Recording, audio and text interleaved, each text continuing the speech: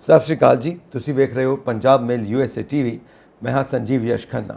ਤੁਹਾਡਾ ਸਾਰਿਆਂ ਦਾ ਸਵਾਗਤ ਪੰਜਾਬ ਐਬਰੋਡ ਦੇ ਵਿੱਚ। ਮੇਰੇ ਨਾਲ ਸਟੂਡੀਓਜ਼ ਦੇ ਵਿੱਚ ਮੌਜੂਦ ਨੇ ਰਾਇਲ ਟਰੈਵਲਸ ਤੋਂ Arvinderpal Singh. Welcome to Punjab abroad Arvinder ji. ਬਹੁਤ ਸ਼ੁਕਰੀਆ ਸੰਜੀਵ ਜੀ ਔਰ ਸਾਰੇ ਦਰਸ਼ਕਾਂ ਨੂੰ ਪਿਆਰ ਭਰੀ ਸਤਿ ਸ਼੍ਰੀ ਅਕਾਲ। ਸੋ ਬਹੁਤ ਕੁਝ ਹੋ ਰਿਹਾ ਇਸ ਫੀਲਡ ਦੇ ਵਿੱਚ ਸਟੂਡੈਂਟਸ ਨੂੰ ਲੈ ਕੇ ਖਾਸ ਕਰ, ਪਰ ਆਪਾਂ ਅਮਰੀਕਾ 'ਚ ਜਾਣਨਾ ਚਾਹਾਂਗੇ ਕਿਉਂਕਿ ਅਮਰੀਕਾ ਦਾ ਸੁਣਿਆ ਕਿ ਅਪਾਇੰਟਮੈਂਟਸ ਨੂੰ ਲੈ ਕੇ ਵੀ ਕਾਫੀ ਕੁਝ ਖਬਰਾਂ ਸਾਹਮਣੇ ਆ ਰਹੀਆਂ ਨੇ। ਰਿਫਿਊਜ਼ਲਸ ਬਹੁਤ ਜ਼ਿਆਦਾ ਹੋ ਰਹੇ ਨੇ।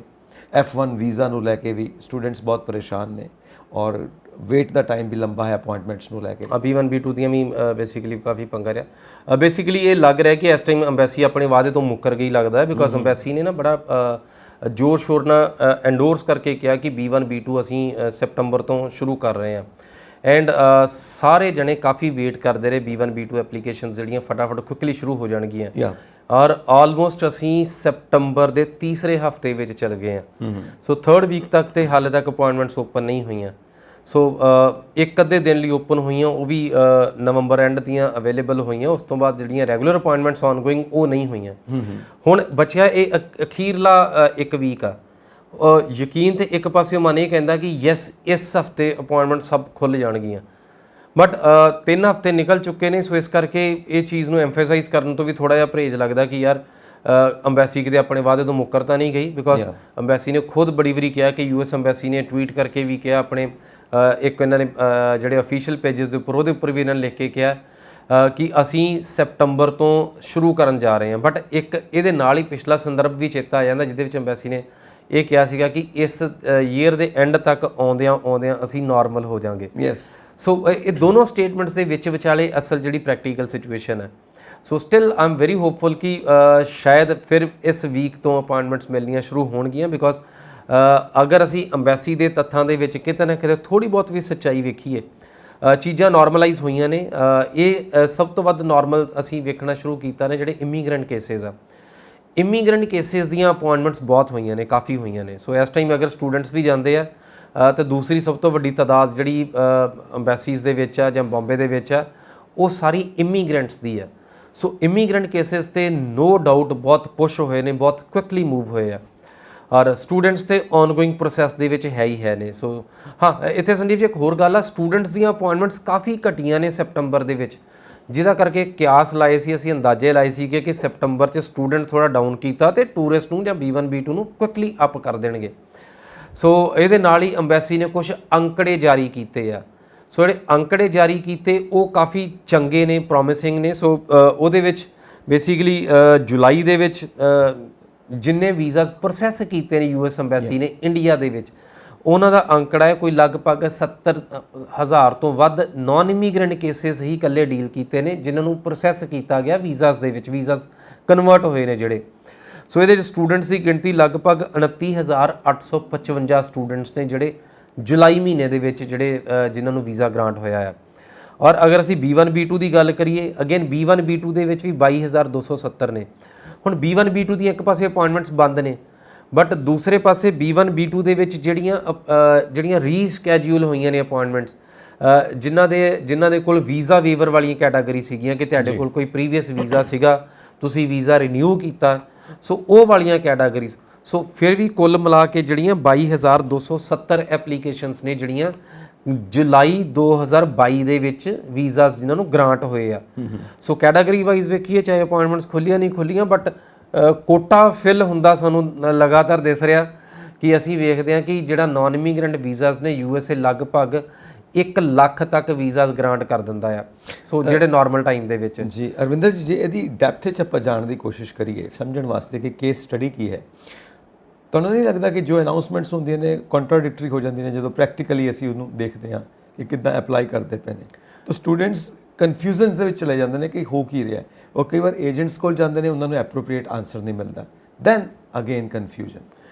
ਬੇਸਿਕਲੀ ਕੀ ਆ ਕਿ end of the day immigration ਇੱਕ ਬਹੁਤ ਅਹਿਮ ਅੰਗ ਆ ਕਿਸੇ ਵੀ ਕੌਂਸੂਲੇਟ ਦਾ, ਕਿਸੇ ਵੀ ਅੰਬੈਸੀ ਦਾ, ਕਿਸੇ ਵੀ ਜਿਹੜਾ ਇਮੀਗ੍ਰੇਸ਼ਨ ਡਿਪਾਰਟਮੈਂਟ ਦਾ। ਸੋ ਜਿਹੜਾ ਇਹ ਡਿਪਾਰਟਮੈਂਟ ਕਾਫੀ ਵੱਡੇ ਨੇ, ਗਰੋ ਕਰ ਚੁੱਕੇ ਆ।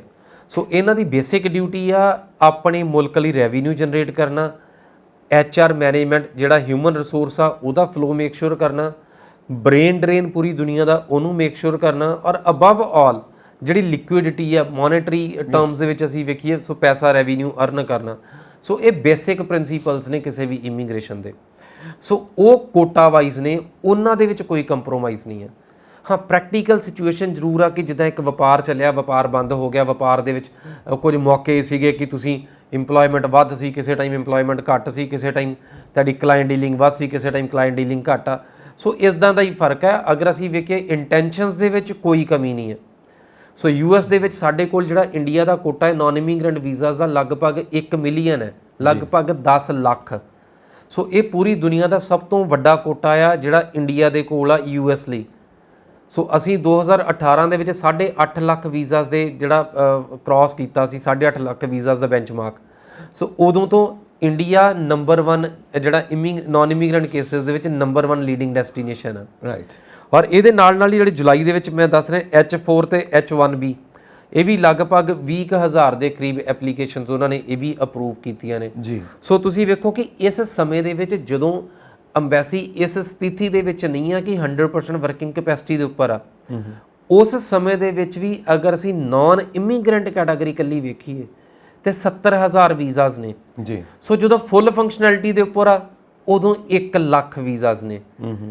ਸੋ ਇਹ ਥੋੜਾ ਹੀ ਫਰਕ ਆ। ਸੋ ਆਲਮੋਸਟ ਤੁਸੀਂ ਇਹ ਕਹਿ ਸਕਦੇ ਹੋ ਕਿ ਅੰਬੈਸੀ ਇਸ ਟਾਈਮ 70-80% ਕੈਪੈਸਿਟੀ ਦੇ ਉੱਪਰ ਕੰਮ ਕਰਨ ਲੱਗ ਪਈ, ਜਦ ਕਿ ਜਦੋਂ ਪੋਸਟ ਕੋਵਿਡ ਸ਼ੁਰੂ ਹੋਇਆ ਸੀ ਉਦੋਂ 30% ਕੈਪੈਸਿਟੀ ਸੀ ਅੰਬੈਸੀ ਦੀ। ਰਾਈਟ। ਸੋ ਰਫਤਾਰ ਟ੍ਰੇਨ ਨੂੰ ਫੜਦਿਆਂ ਸਮਾਂ ਲੱਗ ਰਿਹਾ ਆ, ਬਟ ਰਫਤਾਰ ਫੜੇਗੀ, ਮੰਜ਼ਿਲ ਤੇ ਪਹੁੰਚੇਗੀ, ਟਿਕਾਣੇ ਲੱਗੇਗੀ, ਔਰ ਇਹ ਯਾਤਰਾ ਜਿਨ੍ਹਾਂ ਨੇ ਕਰਨੀ ਆ ਉਹਨਾਂ ਦੀ ਸਫਲ ਹੋਏਗੀ।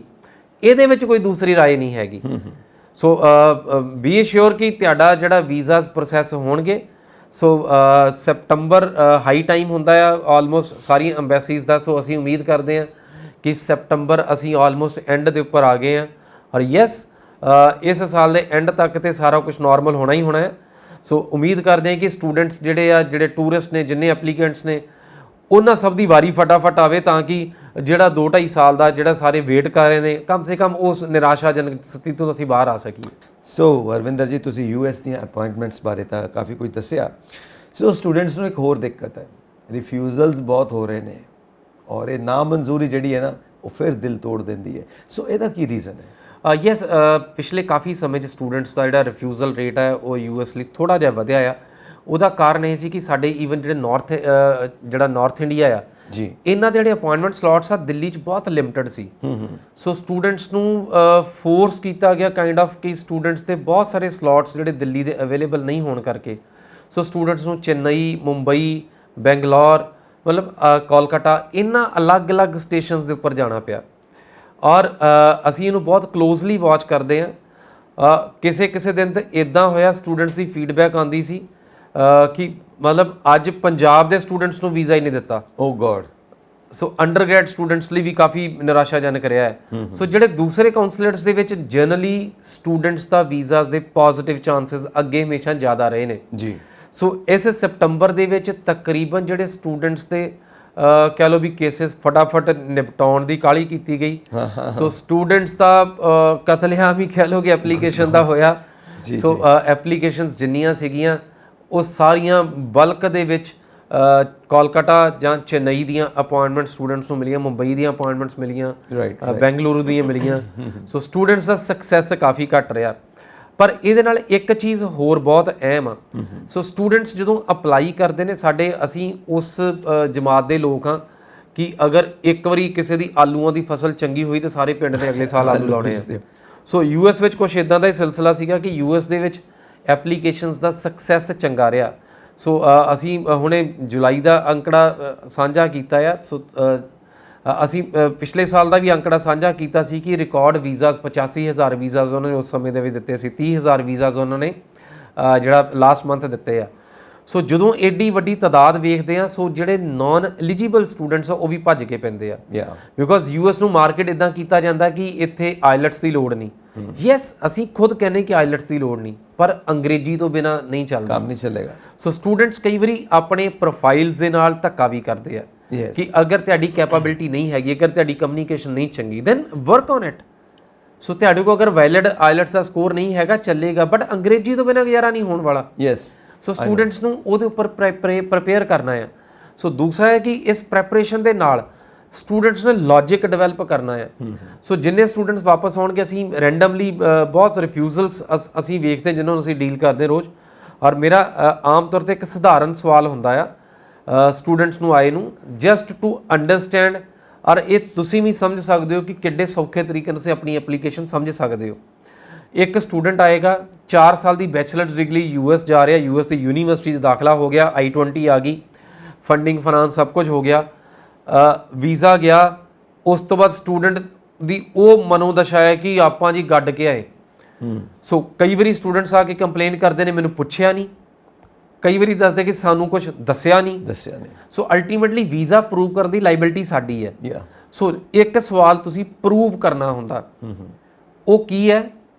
ਤੁਹਾਡੀਆਂ ਸੋਸ਼ਲ ਟਾਈਜ਼, ਇਕਨੋਮਿਕ ਟਾਈਜ਼, ਤੁਸੀਂ ਇੰਡੀਆ 'ਚ ਜ਼ਰੂਰੀ ਹੋ, ਤੁਹਾਡੇ ਇੱਥੇ ਕਾਰੋਬਾਰ ਚੰਗੇ ਨੇ, ਮਾਂ-ਬਾਪ ਹੈਗੇ ਆ, ਤੁਹਾਡੀਆਂ ਫੈਮਿਲੀ ਟਾਈਜ਼ ਹੈਗੀਆਂ। ਇਸ ਤੋਂ ਇਲਾਵਾ ਇੱਕ ਚੀਜ਼ ਸਿੱਧ ਕਰਨੀ ਹੈ, ਤੁਸੀਂ ਇਹ ਸਿੱਧ ਕਰਨੀ ਹੈ ਕਿ US ਦੇ ਵਿੱਚ 1 ਸਾਲ ਦੀ ਪੜ੍ਹਾਈ ਦੀ ਐਵਰੇਜ ਕਾਸਟ ਲਿਵਿੰਗ ਐਕਸਪੈਂਸਿਸ ਨੂੰ ਪਾ ਕੇ ਤੁਹਾਡੀ 20-25 ਲੱਖ ਰੁਪਇਆ ਹੁੰਦੀ ਹੈ। 4 ਸਾਲ ਦੀ ਐਜੂਕੇਸ਼ਨ ਤੁਹਾਡਾ 1 ਕਰੋੜ ਦੀ ਇਨਵੈਸਟਮੈਂਟ ਆ ਔਨ ਯੂਅਰ ਕਰੀਅਰ। ਸ਼ੋਰ। ਔਰ ਸਟੂਡੈਂਟਸ ਦੇ ਕੋਲ ਇੱਕ ਪਲਾਨ ਨਹੀਂ ਹੁੰਦਾ ਕਿ 1 ਕਰੋੜ ਰੁਪਈਆ ਅਗਰ ਮੇਰੇ ਕਰੀਅਰ ਤੇ ਇਨਵੈਸਟ ਹੋ ਰਿਹਾ ਆ, ਇਹਦਾ ਪੇਬੈਕ ਮਾਡਲ ਕੀ ਹੈ? ਯੈਸ, ਰਿਟਰਨ ਕੀ ਹੈ? ਇਹਦੇ ਬਾਰੇ ਸਟੂਡੈਂਟਸ ਬਿਲਕੁਲ ਬਲੈਂਕ ਹੁੰਦੇ ਆ, ਔਰ ਆ ਕੇ ਇਹੀ ਕਹਿਣਗੇ ਜੀ ਸਾਨੂੰ ਤੇ ਇਹਦਾ ਤਾਂ ਕੁਝ ਪੁੱਛਿਆ ਹੀ ਨਹੀਂ ਆ। ਸੋ ਅਲਟੀਮੇਟਲੀ ਵੀਜ਼ਾ ਪ੍ਰੂਵ ਕਰਨ ਦੀ ਲਾਇਬਿਲਿਟੀ ਟੋਟਲ ਸਟੂਡੈਂਟ ਦੀ ਆ। ਸੋ ਔਰ ਜਨਰਲੀ ਸਟੂਡੈਂਟਸ ਇਸ ਅੰਬੈਸੀ ਦੇ ਵਿੱਚ ਇਸ ਮਨੋ ਸਥਿਤੀ ਦੇ ਵਿੱਚ ਹੁੰਦੇ ਆ ਕਿ ਬਾਕੀ ਸਾਰੀਆਂ ਅੰਬੈਸੀਜ਼ ਤੁਹਾਡੀ ਸਬਜੈਕਟਿਵ ਜਿਹੜੀ ਪ੍ਰੈਪਰੇਸ਼ਨ ਦੇ ਉੱਪਰ ਗੱਲ ਕਰਦੀਆਂ ਨੇ ਕਿ ਤੁਹਾਡੇ 'ਚ ਇੰਨੇ ਨੰਬਰ ਆਏ, 'ਚ ਸਕੋਰ ਵੱਧ ਆਏ, 'ਚ ਘੱਟ ਹੈ, ਔਰ ਇਹਦੇ ਉੱਪਰ ਫੈਸਲਾ ਲੈ ਲਿਆ ਜਾਂਦਾ। US ਦੇ ਵਿੱਚ ਤੁਹਾਡੇ ਕਾਗਜ਼, ਤੁਹਾਡੀ ਜਿਹੜੀਆਂ ਐਪਲੀਕੇਸ਼ਨ ਟ੍ਰਾਂਸਕ੍ਰਿਪਟਸ ਨੇ ਉਹ ਸਾਈਡ ਤੇ ਪਈਆਂ ਨੇ ਜਾਂ ਤੁਹਾਡੇ ਕੋਲ ਹੀ ਪਈਆਂ ਨੇ। ਸੋ ਵੀਜ਼ਾ ਆਫਿਸਰ ਡੀਪਲੀ ਉਹਨਾਂ ਦੇ ਵਿੱਚ ਜਾਂਦੇ ਹੀ ਨਹੀਂ ਆ। ਸੋ ਵੀਜ਼ਾ ਆਫਿਸਰ ਇਸ ਮਨੋਸਥਿਤੀ 'ਚ ਨੇ ਕਿ ਤੁਸੀਂ ਆਪਣੀ ਐਪਲੀਕੇਸ਼ਨ ਪੇਸ਼ ਕਰੋ, ਔਰ ਸਟੂਡੈਂਟ ਇਸ ਮਨੋਸਥਿਤੀ 'ਚ ਹੈ ਕਿ ਸਟੂਡੈਂਟ ਅੰਬੈਸੀ ਗਿਆ, ਵੀਜ਼ਾ ਅਫਸਰ ਸਾਹਮਣੇ ਖੜਾ ਹੋਇਆ ਐਂਡ ਹੀ ਇਜ਼ ਲਾਈਕ ਕਿ ਹਾਂਜੀ ਪੁੱਛ ਲਓ ਜਨਾਬ ਕੀ ਪੁੱਛਣਾ ਹੈ। ਔਰ ਵੀਜ਼ਾ ਆਫਿਸਰ ਦੀ ਸਥਿਤੀ ਇਹ ਹੁੰਦੀ, ਹਾਂਜੀ ਜਨਾਬ ਦੱਸੋ ਕੀ ਦੱਸ ਸਕਦੇ ਹੋ। ਇਹ ਬੋਲਦੇ ਕੋਈ ਵੀ ਨਹੀਂ, ਪਰ ਜਾਣਨਾ ਦੋਨਾਂ ਨੇ ਆ। ਸਟੂਡੈਂਟ ਦੱਸੇਗਾ, ਵੀਜ਼ਾ ਆਫਿਸਰ ਪੁੱਛੇਗਾ, ਇਹ ਜ਼ਰੂਰੀ ਨਹੀਂ ਕਿ ਤੁਹਾਨੂੰ ਪੁੱਛੇ। ਸੋ ਤੁਸੀਂ ਮੌਕਾ ਵੇਖਣਾ ਕਿ ਮੈਂ ਆਪਣੀ ਪ੍ਰੋਗਰੈਸ਼ਨ ਕਿੱਥੇ ਪ੍ਰੂਵ ਕਰ ਸਕਦਾ ਹਾਂ। ਇਹ ਚੀਜ਼ ਬੇਸਿਕਲੀ ਅਸੀਂ ਉਹਨੂੰ ਸਾਇੰਸ ਆਫ ਵੀਜ਼ਾ ਕਹਿੰਦੇ ਹਾਂ, ਜਿਹਨੂੰ ਤੁਸੀਂ ਐਕਚੁਅਲੀ ਪ੍ਰੂਵ ਕਰ ਸਕਦੇ ਹੋ। ਸੋ ਅਗਰ ਸਟੂਡੈਂਟ ਇਸ ਚੀਜ਼ ਨੂੰ, ਸਟੂਡੈਂਟ ਨੂੰ ਇਹਦਾ ਲੌਜਿਕ ਸਮਝ ਲੱਗ ਗਿਆ, ਸਟੂਡੈਂਟ ਰਿਫਿਊਜ਼ ਨਹੀਂ ਹੁੰਦਾ। Communication skills basically count. Student basically prepare ਨਹੀਂ ਕਰਦੇ, ਪ੍ਰੈਪਰੇਸ਼ਨ ਤੋਂ ਬਹੁਤ ਦੂਰ ਨੇ। ਸੋ if you prepare for your application, ਤੁਸੀਂ ਰਿਸਰਚ ਕਰਦੇ ਹੋ, ਇਹ ਇਕਲੌਤਾ ਵੀਜ਼ਾ ਹੈ ਦੁਨੀਆ ਦਾ ਜਿਹੜਾ ਰਿਸਰਚ ਬੇਸਡ ਹੈ। ਹਾਂ, ਅਸੀਂ ਇਹਨੂੰ ਪੁੱਠਾ ਕਹਿ ਦਿੰਦੇ ਆ ਕਿ ਇਹ ਸਭ ਤੋਂ ਸੌਖੇ ਵੀਜ਼ਿਆਂ ਵਿੱਚੋਂ ਤੁਸੀਂ ਗੱਲੀ ਬਾਤੀ ਲੈ ਸਕਦੇ ਹੋ, ਬਟ ਗੱਲਬਾਤ ਕਰਨ ਦਾ ਲੌਜਿਕ ਤੁਹਾਡੇ ਕੋਲ ਹੋਣਾ ਚਾਹੀਦਾ, ਰਿਸਰਚ ਤੁਹਾਡੀ ਹੋਣੀ ਚਾਹੀਦੀ ਹੈ। ਬੇਸਿਕਲੀ ਇਹ ਹੈ ਕਿ return on investment Ki ROI ਬੋਲਦੇ। ਯੈਸ, ROI ਬਹੁਤ ਇੰਪੋਰਟੈਂਟ ਰੋਲ ਪਲੇ ਕਰਦੀ ਹੈ। ਇਕੱਲਾ ਇੱਥੇ ਨਹੀਂ, ਈਵਨ ਕੈਨੇਡਾ ਦੇ ਵੀਜ਼ਾ ਵਿੱਚ ਬਹੁਤ ਅਹਿਮ ਆ। ਕੈਨੇਡਾ ਵਿੱਚ ਪੇਪਰ ਐਪਲੀਕੇਸ਼ਨ ਹੈ, ਉੱਥੇ ਸਟੂਡੈਂਟ ਦੀ ਇੰਟਰਵਿਊ ਨਹੀਂ ਹੁੰਦੀ। ਸੋ ਕੈਨੇਡਾ ਦੇ ਵਿੱਚ ROI ਤੁਸੀਂ ਆਪਣੀ SOP ਦੇ ਵਿੱਚ, ਅਸੀਂ ਪ੍ਰੋਗਰੈਸ਼ਨ ਲੈਟਰ ਦੇ ਵਿੱਚ, ਉੱਥੇ ਅਸੀਂ ਪ੍ਰੋਗਰੈਸ਼ਨ ਲੈਟਰ ਬੋਲਦੇ ਹਾਂ। ਸੋ ਪ੍ਰੋਗਰੈਸ਼ਨ ਲੈਟਰ ਦੇ ਵਿੱਚ ਪ੍ਰੂਵ ਕਰਨੀ ਹੈ। ਸੋ ਪ੍ਰੋਗਰੈਸ਼ਨ 2 ਤਰੀਕੇ ਦੀ ਆ, ਅਕੈਡਮਿਕ ਪ੍ਰੋਗਰੈਸ਼ਨ ਹੈ, ਕਰੀਅਰ ਪ੍ਰੋਗਰੈਸ਼ਨ ਹੈ। ਅਕੈਡਮਿਕ ਪ੍ਰੋਗਰੈਸ਼ਨ ਤੁਸੀਂ 10ਵੀਂ ਕੀਤੀ, 11ਵੀਂ ਕੀਤੀ, 12ਵੀਂ ਕੀਤੀ, ਅੱਜ BA 'ਚ ਦਾਖਲਾ ਲੈ ਲਿਆ। ਕਰੀਅਰ ਪ੍ਰੋਗਰੈਸ਼ਨ ਹੈ, ਤੁਸੀਂ ਪੜ੍ਹਾਈ ਕੀਤੀ, ਪੜ੍ਹਾਈ ਤੋਂ ਬਾਅਦ ਕੁਝ ਸਾਲ ਤੁਸੀਂ ਵਿਹਲੇ ਰਹੇ। ਵਿਹਲੇ ਰਹਿਣ ਦਾ ਮਤਲਬ ਤੁਸੀਂ ਕੁਝ ਸਾਲ ਕੰਮਕਾਰ ਕੀਤਾ। ਅੱਜ ਇਹ ਕੰਮਕਾਰ ਕਹਿ ਰਿਹਾ ਕਿ ਅਗਰ ਤੁਹਾਡੇ ਕੋਲ ਆਹ ਡਿਗਰੀ ਹੋਊਗੀ ਤਾਂ ਤੁਸੀਂ ਨੇਰੀ ਲਿਆ ਦੋਗੇ। ਸੋ ਇਹ ਨੇਰੀ ਲਿਆ ਦੋਗੇ, ਇਸ ਪ੍ਰੋਗਰੈਸ਼ਨ ਨੇਰੀ ਲਿਆ ਦੋਗੇ। ਸੋ ਤੁਸੀਂ ਦੱਸੋ ਕਿੱਦਾਂ ਨੇਰੀ ਲਿਆਓਗੇ? ਇੰਨੇ ਪੈਸੇ ਲਾਉਣੇ ਕਰੀਅਰ ਤੇ, ਇੰਨੀ ਐਜੂਕੇਸ਼ਨ ਲੈਣੀ, ਇੰਨੀ ਦੇਰ ਤੁਸੀਂ ਮਾਂ-ਬਾਪ ਤੋਂ ਦੂਰ ਰਹਿਣਾ ਆ। ਸੋ ਇਹ ਸਾਰਿਆਂ ਦਾ ਸਾਰ ਕੀ ਨਿਕਲਦਾ ਆ? ਸੋ ਅਗਰ ਪ੍ਰੋਗਰੈਸ਼ਨ ਅੱਖਰ ਸਮਝਦੇ ਹੋ, ਨਾ ਕੈਨੇਡਾ ਔਖਾ ਆ, ਨਾ ਅਮਰੀਕਾ ਔਖਾ ਆ। ਇਹ ਦੋਨੋਂ ਲੌਜਿਕਲੀ ਅੰਬੈਸੀਜ਼ ਚੱਲਦੀਆਂ ਨੇ। ਸੋ ਲੌਜਿਕ ਤੁਹਾਡੇ ਮੂੰਹ ਆਉਣਾ ਚਾਹੀਦਾ, ਇੱਕ ਪਾਸੇ ਲੌਜਿਕ ਤੁਹਾਡੀ ਕਲਮ ਤੋਂ ਆਉਣਾ ਚਾਹੀਦਾ। ਸੋ ਕੈਨੇਡਾ ਦੇ ਵਿੱਚ ਤੇ ਅਸੀਂ ਅਸਿਸਟ ਕਰ ਸਕਦੇ ਹਾਂ ਜਿਹੜੀਆਂ ਤੁਹਾਡੀਆਂ ਲਾਈਕ ਡਰਾਫਟ, ਜਿਹੜਾ ਜੋ ਕੁਝ ਵੀ ਕਰਨਾ ਹੈ। US ਦੇ ਵਿੱਚ ਸਾਨੂੰ ਸਟੂਡੈਂਟ ਨੂੰ ਪ੍ਰਪੇਅਰ ਕਰਨਾ ਪੈਂਦਾ ਕਿ ਸਟੂਡੈਂਟ ਉਸ ਅਵਸਥਾ ਵਿੱਚ ਆ ਸਕੇ ਕਿ ਉਹ ਗਿਆਨਵਾਨ ਲੱਗੇ, ਉਹ ਉੱਥੇ ਬੋਲ ਕੇ ਗੱਲਬਾਤ ਕਰ ਸਕੇ। ਯੈਸ, ਸੋ ਗਿਆਨੀ ਸਟੂਡੈਂਟ ਹੋਣਾ ਬਹੁਤ ਜ਼ਰੂਰੀ ਹੈ। ਜ਼ਰੂਰੀ ਹੈ। ਅਗਰ ਤੁਸੀਂ ਪੜ੍ਹਾਈ ਨਹੀਂ ਕਰਦੇ, ਅਗਰ ਤਿਆਰੀ ਨਹੀਂ ਕਰਦੇ, ਯੂਐਸ ਐਮਬੈਸੀ ਜਾਣ ਦਾ ਫਾਇਦਾ ਨਹੀਂ, ਬਿਕੋਜ਼ ਇਹ ਸੱਟਾ ਮਾਰ ਕੇ ਤੇ ਵੀਜ਼ਾ ਦੇਣ ਵਾਲੀ ਐਮਬੈਸੀ ਨਹੀਂ ਹੈਗੀ। ਔਰ ਇਹ ਬਹੁਤ ਅੱਛਾ ਵਰਡ ਮੈਨੂੰ ਮਿਲਿਆ ਹੈ, ਪ੍ਰੋਗਰੈਸ਼ਨ, ਕਿਉਂਕਿ ਅਸੀਂ ਪੰਜਾਬੀ ਅਕਸਰ ਕਹਿੰਦੇ ਹੁੰਦੇ ਹਾਂ ਨੇਰੀਆਂ ਲਿਆ ਦੂੰ ਨੇਰੀਆਂ, ਹੁਣ ਨੇਰੀਆਂ ਜਿੱਥੇ ਲਿਆਉਣੀਆਂ ਨੇ ਨਾ ਉੱਥੇ ਲੈ ਕੇ ਆਓ, ਉਹ ਪ੍ਰੋਗਰੈਸ਼ਨ ਹੈ ਬੇਸਿਕਲੀ, ਤਾਂ ਹੀ ਵੀਜ਼ਾ ਲੱਗੂਗਾ। ਸੋ ਯੂਐਸ ਐਮਬੈਸੀ ਦੇ ਵਿੱਚ ਤੁਸੀਂ ਇਸ ਐਟੀਟਿਊਡ ਨਾਲ ਜਾਣਾ ਕਿ ਉੱਥੇ ਨੇਰੀਆਂ ਲਿਆਉਣੀਆਂ ਨੇ ਔਰ ਅਗਲਿਆਂ ਨੂੰ ਵਿਸ਼ਵਾਸ ਹੋਵੇ ਕਿ ਵਾਕਈ ਤੁਸੀਂ ਨੇਰੀਆਂ ਲਿਆਓਗੇ। ਸੋ ਇਹ ਯੂਐਸ ਦਾ ਸਾਰਾ, ਉਹ ਸਟੂਡੈਂਟਸ ਨੂੰ ਕੋਈ ਨਿਰਾਸ਼ ਹੋਣ ਦੀ ਲੋੜ ਨਹੀਂ ਹੈ, ਹੌਲੀ ਹੌਲੀ ਸਭ ਕੁਝ ਨਹੀਂ। ਤੁਸੀਂ ਵੇਖੋ ਵੀਜ਼ਾਸ ਦਾ ਨੰਬਰ ਵੱਧ ਰਿਹਾ ਆ। ਕੈਨੇਡਾ ਦੇ ਵਿੱਚ ਬਹੁਤ ਵੀਜ਼ਾਸ ਆਏ ਐ। ਯੈਸ, ਕੈਨੇਡਾ ਦੇ ਵਿੱਚ ਜੁਲਾਈ ਦੇ ਵਿੱਚ ਲਾਈਕ ਕੁਝ ਸ਼ਾਇਦ ਜੂਨ ਦੇ ਵਿੱਚ ਖਬਰ ਚੱਲੀ ਸੀ ਕਿ ਪਤਾ ਨਹੀਂ ਕੈਨੇਡਾ ਦੇ ਵੀਜ਼ਾਸ ਬੰਦ ਹੋ ਗਏ। ਸਗੋਂ ਹੋਇਆ ਉਲਟਾ, ਕੈਨੇਡਾ ਦੀ ਜਿਹੜੀ ਰਫ਼ਤਾਰ ਹੈ ਵੀਜ਼ਾਸ ਦੀ ਉਹ ਕਾਫੀ ਸਪੀਡ ਅਪ ਹੋ ਚੁੱਕੀ। ਕੈਨੇਡਾ ਦੇ ਵਿੱਚ ਪਹਿਲਾਂ ਤੁਹਾਡਾ ਵੀਜ਼ਾ ਆਉਣ ਨੂੰ 4 ਤੋਂ 6 ਮਹੀਨੇ ਲੱਗਦੇ ਸੀ, ਹੁਣ 2.5 ਮਹੀਨੇ ਦੇ ਤੁਹਾਡੀ ਆਊਟਕਮ ਆ ਜਾਂਦੀ ਹੈ। ਸੋ ਕੈਨੇਡੀਅਨ ਐਮਬੈਸੀ ਨੇ ਕਾਫੀ ਲਾਈਕ ਜਿਹਦਾ ਯੂਐਸ ਜੋ ਕਰ ਰਹੀ ਆ, ਕੈਨੇਡਾ ਉਹ ਕਰ ਚੁੱਕਾ ਆ। ਕੈਨੇਡਾ ਨੇ ਆਪਣੀ ਮੈਨ ਪਾਵਰ ਗਰੋ ਕਰ ਲਈ, ਕੈਨੇਡਾ ਨੇ ਆਪਣੇ ਸੌਫਟਵੇਅਰ ਆਰਟੀਫਿਸ਼ੀਅਲ ਇੰਟੈਲੀਜੈਂਸ ਗਰੋ ਕਰ ਲਈ। ਸੋ ਕੈਨੇਡਾ ਨੇ ਫੰਡਿੰਗ ਲਾ ਲਈ, ਕੈਨੇਡਾ ਨੇ ਬੇਸਿਕਲੀ ਜਿਹੜੀ ਐਪਲੀਕੇਸ਼ਨਸ ਦੀ ਜਿਹੜੀ ਰਫ਼ਤਾਰ ਹੈ ਉਹ ਕਾਫੀ ਇਨਕਰੀਜ਼ ਕਰ ਲਈ। ਰਾਈਟ। ਸੋ ਯੂਐਸ ਹਾਲੇ ਉਹ ਹੌਲੀ ਹੌਲੀ 70-80% ਤੱਕ ਪਹੁੰਚ ਗਿਆ ਆ। ਸੋ ਉਮੀਦ ਕਰਦੇ ਹਾਂ ਕਿ ਯੂਐਸ ਵੀ ਬਹੁਤ ਕੁਇਕਲੀ ਮਹੀਨੇ ਖੰਡ ਦੇ ਵਿੱਚ ਹੀ ਉਹ ਰਫ਼ਤਾਰ ਫੜ ਲੇ। ਸੋ ਬੁਲਟ ਟ੍ਰੇਨ ਅਸੀਂ ਉਮੀਦ ਕਰਦੇ ਹਾਂ ਕਿ ਚੱਲੇ ਦੁਬਾਰਾ ਯੂਐਸ ਵਾਲੀ, ਸੋ ਐਪਲੀਕੇਸ਼ਨ ਦੇ ਸਿਲਸਿਲੇ ਵਿੱਚ। ਸੋ ਉਮੀਦ ਕਰਦੇ ਹਾਂ ਕਿ ਜਿਹੜਾ ਆਉਣ ਵਾਲਾ ਸਮਾਂ ਆ ਉਹ ਕਾਫੀ ਬਿਹਤਰ ਹੋਣ ਵਾਲਾ ਹੈ। ਉਹ ਕੈਨੇਡਾ ਦੇ ਬਾਰੇ ਇੱਕ ਨਿਊਜ਼ ਸੀ ਥੋੜੇ ਦਿਨ ਪਹਿਲਾਂ ਕਿ ਸਭ ਕੁਝ ਆਨਲਾਈਨ ਕਰਨ ਲੱਗੇ ਨੇ, ਕਿ ਕੱਲ੍ਹ ਵੱਲ ਤੁਹਾਨੂੰ ਕੋਈ ਏਜੰਟਸ ਧੋਖਾ ਨਹੀਂ ਦੇ ਸਕਦੇ। ਏਜੰਟਸ ਤੁਹਾਨੂੰ ਕਈ ਵਾਰ ਲਾਰੇ ਲਾ ਦਿੰਦੇ ਨੇ, ਹੋ ਜਾਏਗਾ ਜੀ ਹੋ ਜਾਏਗਾ, ਪਰ ਤੁਹਾਨੂੰ ਐਕਚੁਅਲ ਸਟੇਟਸ ਨਹੀਂ ਪਤਾ ਹੁੰਦਾ ਕਿ ਤੁਸੀਂ ਕਿੱਥੇ ਖੜੇ ਹੋ, ਐਪਲੀਕੇਸ਼ਨ ਕਿੱਥੇ ਖੜੀ ਹੈ, ਤੁਹਾਡਾ ਪ੍ਰੋਸੈਸ ਕਿੱਥੇ ਖੜਾ ਹੈ। ਦੈਨ ਆਨਲਾਈਨ ਹੋਣ ਕਰਕੇ ਤੁਹਾਨੂੰ ਤੁਹਾਡਾ ਸਟੇਟਸ ਪਤਾ ਲੱਗਦਾ ਕਿ what is your current status. Canada ਵਿੱਚ ਕਾਫੀ ਸਮੇਂ ਤੋਂ ਬੇਸਿਕਲੀ ਪੋਸਟ ਕੋਵਿਡ ਜਿਹੜੀਆਂ ਪੇਪਰ ਐਪਲੀਕੇਸ਼ਨਸ ਟੋਟਲੀ ਬੰਦ ਹੋ ਗਈਆਂ ਸੀ। ਸੋ ਪੋਸਟ ਕੋਵਿਡ ਦੇ ਵਿੱਚ ਜਿਹੜੇ ਸਿਰਫ ਆਨਲਾਈਨ ਹੀ ਪੋਰਟਲਸ ਬਣੇ ਨੇ। ਸੋ ਇੱਕ ਪਹਿਲਾਂ ਸਾਡੇ ਕੋਲ GC ਕੀ ਵਾਲਾ ਲੌਗਇਨ ਸੀ। ਸੋ ਇੱਕ ਅਗੇਨ ਜਿਹੜਾ ਆਨਲਾਈਨ ਐਪਲੀਕੇਸ਼ਨਸ ਵਾਲਾ ਜਿਹੜਾ ਅਗੇਨ IRCC ਦਾ ਦੂਸਰਾ ਪੋਰਟਲ ਹੈ। ਸੋ ਦੋਨੋਂ ਪੋਰਟਲਸ ਬਹੁਤ ਟਰਾਂਸਪੇਰੈਂਟ ਨੇ। ਸੋ ਜਿਹੜਾ ਵੀ ਕੋਈ ਐਪਲੀਕੈਂਟ ਆ, ਚਾਹੇ ਤੁਸੀਂ ਸਟੂਡੈਂਟ ਲਾਉਂਦੇ ਹੋ, ਚਾਹੇ ਟੂਰਿਸਟ ਲਾਉਂਦੇ ਹੋ, ਚਾਹੇ ਵਰਕ ਪਰਮਿਟ ਆ, ਚਾਹੇ ਐਕਸਪ੍ਰੈਸ ਇਮੀਗ੍ਰੇਸ਼ਨ, ਸਾਰੀਆਂ ਕੈਟਾਗਰੀ ਅੱਜ ਕੱਲ੍ਹ ਆਨਲਾਈਨ ਨੇ। ਸੋ ਆਨਲਾਈਨ ਦੇ ਵੀ ਤੁਹਾਨੂੰ ਆਪਣੇ ਕੇਸ ਦੀ ਪ੍ਰੋਗਰੈਸ ਦਿਸਦੀ ਹੈ, ਤੁਹਾਡੇ ਕੇਸ ਦੇ ਵਿੱਚ ਪੈਂਡਿੰਗ ਕੀ ਹੈ, ਤੈਨੂੰ ਇੱਦਾਂ ਦੱਸਦਾ ਹੁੰਦਾ ਕਿ ਤੁਹਾਡਾ ਅੱਜ ਮੈਡੀਕਲ ਅਪਰੂਵ ਹੋ ਗਿਆ, ਤੁਹਾਡਾ ਫਲਾਨਾ ਡਾਕੂਮੈਂਟ ਸੀ ਉਹ ਆ ਗਏ, ਤੁਹਾਡੀ ਬਾਇਓਮੈਟ੍ਰਿਕ ਦੀ ਵੈਲਿਡਿਟੀ ਲੈਟਰ ਆ ਗਈ ਹੈ, ਸੋ ਫਾਈਨਲੀ ਤੁਹਾਡੀ ਪਾਸਪੋਰਟ ਦੀ ਰਿਕੁਐਸਟ ਆ ਗਈ, ਸਾਰਾ ਕੁਝ ਤੁਹਾਨੂੰ ਪੋਰਟਲ ਦੇ ਵਿੱਚ ਦਿਸਦਾ ਹੁੰਦਾ ਹੈ। ਸੋ ਕਾਫੀ ਟਰਾਂਸਪੇਰੈਂਟ ਹੈ, ਬਟ ਫਿਰ ਵੀ ਬਹੁਤ ਸਾਰੇ ਸਟੂਡੈਂਟਸ ਨੂੰ ਆਈਡੀਆ ਹੀ ਨਹੀਂ ਹੁੰਦਾ। ਏਜੰਟਸ ਮੋਟੇ ਪੈਕੇਜ ਕੀਤੇ ਹੁੰਦੇ ਆ, ਬੱਚਿਆਂ ਨੂੰ ਪਤਾ ਹੀ ਨਹੀਂ ਹੁੰਦਾ ਮੇਰਾ ਕਾਲਜ ਕਿਹੜਾ, ਮੇਰਾ ਕੋਰਸ ਕਿਹੜਾ। ਸੋ ਕੈਨੇਡਾ 'ਚ ਇੱਦਾਂ ਦੀਆਂ ਸਟੋਰੀਜ਼ ਵੀ ਬਹੁਤ ਨੇ। ਸੋ ਸਟੂਡੈਂਟਸ ਨੂੰ ਲਰਨ ਕਰਨਾ ਪਊਗਾ, ਆਪਣੇ ਪ੍ਰੋਫਾਈਲਸ ਦੇ ਉੱਪਰ ਖੁਦ ਪਹਿਰਾ ਦੇਣਾ, ਆਪਣੇ ਪ੍ਰੋਫਾਈਲਸ ਦੇ ਅਕੋਰਡਿੰਗ ਖੁਦ ਕਾਲਜ ਸਕੂਲ ਸਰਚ ਕਰਨੇ। ਸੋ ਮਾਰਕੀਟਿੰਗ ਅਲੱਗ ਐਂਗਲ ਆ। ਮਾਰਕੀਟਿੰਗ ਦੇ ਵਿੱਚ ਬਹੁਤ ਸਾਰੀਆਂ ਕੈਟਾਗਰੀਜ਼ ਆ ਜਿਨ੍ਹਾਂ 'ਚ ਪੰਜਾਬ 'ਚ ਖਾਸ ਕਰਕੇ ਪੈਸੇ ਵੀਜ਼ੇ ਤੋਂ ਬਾਅਦ ਦੇਣ ਦਾ ਰੁਝਾਨ ਕੁਝ ਸਮੇਂ ਤੋਂ ਰਫ਼ਤਾਰ ਫੜ ਰਿਹਾ ਹੈ। ਸੋ ਯੈਸ, ਇੱਦਾਂ ਦੀਆਂ ਪ੍ਰੋਡਕਟਸ ਮਾਰਕੀਟ ਵਿੱਚ ਨਿਕਲਦੀਆਂ ਰਹਿੰਦੀਆਂ ਨੇ। ਸੋ ਕੁਝ ਪਬਲਿਕ ਕਾਲਜਸ, ਕੁਝ ਕਮਿਊਨਿਟੀ ਕਾਲਜਸ, ਦੈਨ ਕੁਝ ਪ੍ਰਾਈਵੇਟ ਕਾਲਜਸ। ਸੋ ਪ੍ਰਾਈਵੇਟ ਕਾਲਜਸ ਵੱਲੋਂ ਇਹ ਆਫਰ ਆ ਜਾਂਦੀ ਹੁੰਦੀ ਕਿ ਤੁਸੀਂ ਲਾਈਕ ਜਿਹੜਾ ਅਗਰ ਤੁਹਾਡਾ ਵੀਜ਼ਾ ਅਪਰੂਵਲ ਹੋ ਜਾਊਗਾ ਉਸ ਤੋਂ ਬਾਅਦ ਤੁਸੀਂ ਪੈਸੇ ਪੇ ਕਰ ਸਕਦੇ ਹੋ। ਸੋ ਉਹਦੇ ਨਾਲ ਉਹਨਾਂ ਕੋਲ ਐਪਲੀਕੇਸ਼ਨ ਦੀ ਰਫ਼ਤਾਰ ਵੱਧ ਜਾਂਦੀ ਹੈ। ਸੋ ਮਾਰਕੀਟਿੰਗ ਦਾ ਐਂਗਲ ਅਲੱਗ ਹੈ, ਬਟ ਅੰਬੈਸੀ ਕੰਸਰਨਡ ਹੈ ਕਿ ਅੰਬੈਸੀ ਨੇ ਜਿਹੜਾ ਆਪਣਾ ਕੋਟਾ ਆ, ਜਿਹੜਾ ਐਨੂਅਲ ਕੋਟਾ ਆ, ਉਹ ਪੂਰਾ ਕਰਨਾ ਹੀ ਕਰਨਾ, ਉਹ ਬੈਂਚਮਾਰਕ ਉਹਨੇ ਅਚੀਵ ਕਰਨਾ ਹੀ ਕਰਨਾ ਹੈ। ਔਰ ਇਹ ਅਸੀਂ ਆਲਮੋਸਟ ਸਾਰੀਆਂ ਅੰਬੈਸੀਜ਼ ਦੇ ਚੱਕਰ ਵਿੱਚ ਵੇਖ ਲਿਆ।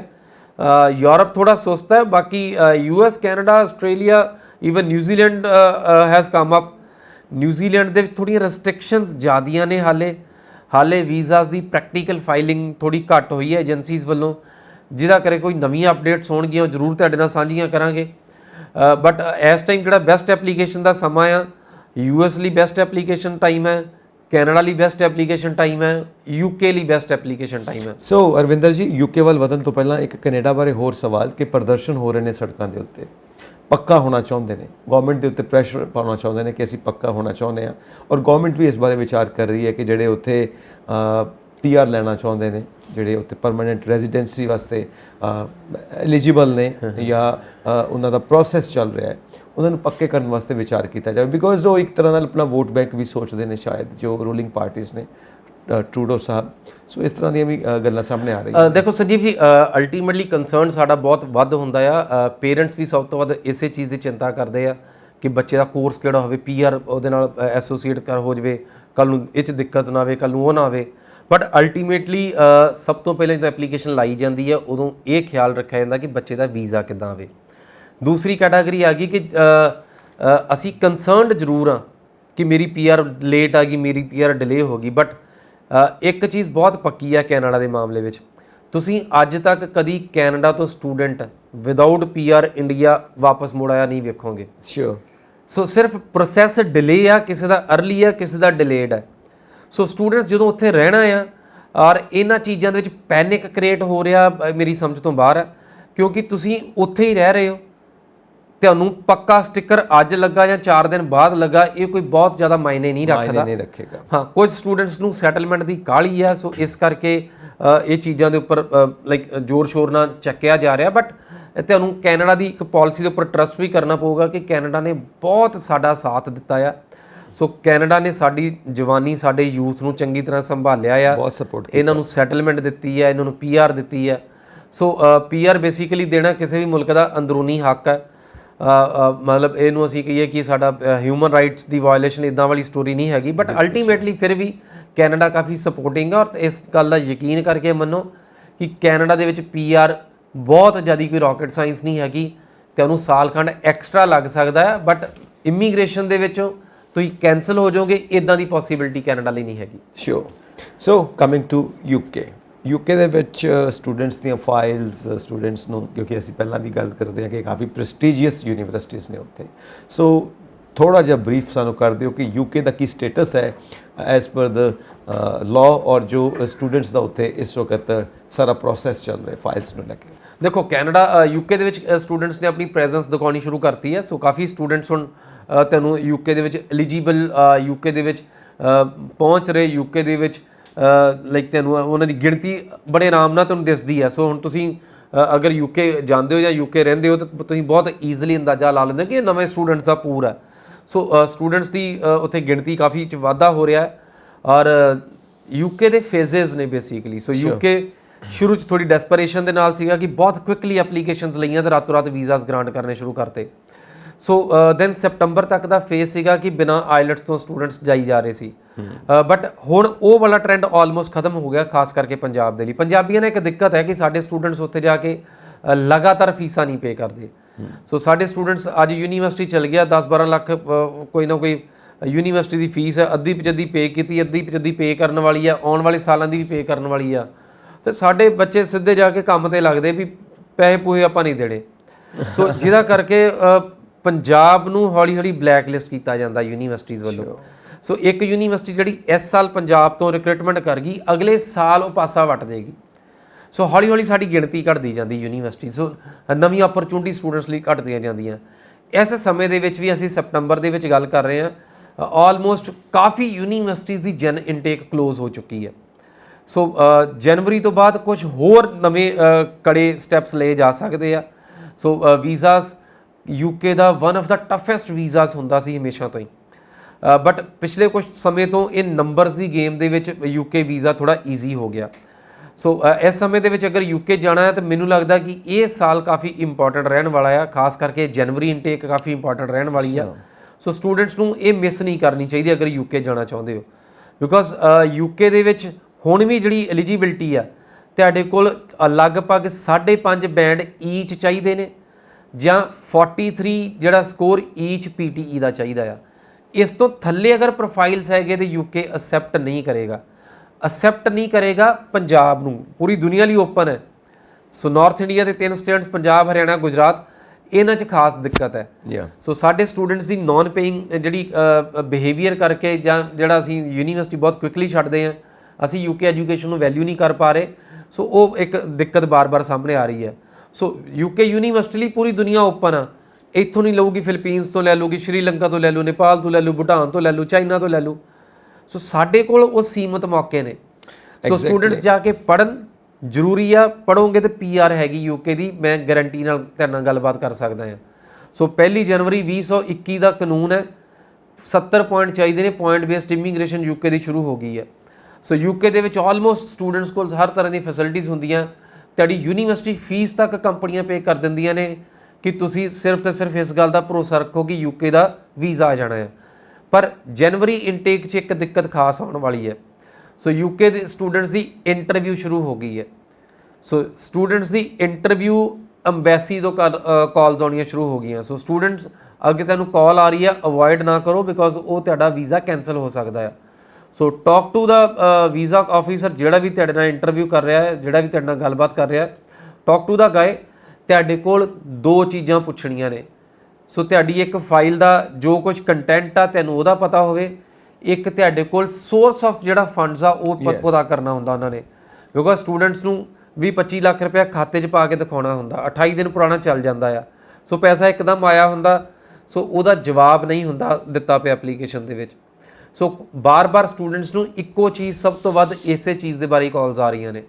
ਸੋ ਪ੍ਰੀਪੇਅਰ ਯੋਰਸੈਲਫ, ਕੁਛ ਨਹੀਂ ਪੁੱਛ ਲੈਣ ਲੱਗੇ ਇੱਦਾਂ ਦੇ ਕਿ ਜਿਹੜੀ ਚੀਜ਼ ਤੁਹਾਨੂੰ ਨਹੀਂ ਪਤਾ। ਸੋ ਨੋ ਯੋਰ ਐਪਲੀਕੇਸ਼ਨ, ਆਪਣੀ ਐਪਲੀਕੇਸ਼ਨ ਦਾ ਹਿੱਸਾ ਬਣੋ।